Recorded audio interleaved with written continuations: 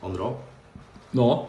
Takhle přijde ženská k doktorovi a stěžuje si. Pane doktore, můj manžel je úplně skvělej, máme dokonalý vztah, ale prostě jednou za 14 dní jde s klukama na pivo a vždycky se strašně pohádáme, když přijde domů. Řve na mě, řve na děti, nadává prostě.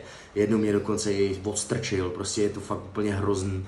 Já vůbec jako nevím, co s tím mám dělat, neměl byste jako něco? A to se stane vždycky? No úplně vždycky. Tak já vám napíšu heřmánkový čaj a vždycky, když přijde, tak ho budete kloktat do té doby, než neusne. A přijdete za měsíc mi říct, jestli se to srovnalo, nebo jestli je to lepší. OK, vyzkouším. Má heřmánkový čaj, chlapík zase přijde po pivu domů, on má heřmánkový čaj, kloktá, prostě dokud chlapík neusne.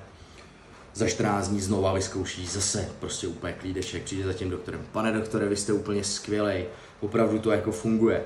A kloktala jste vždycky, když přišel a počkala jste, než usne? Jo, já jsem věděl, že bude stačit držet hubu.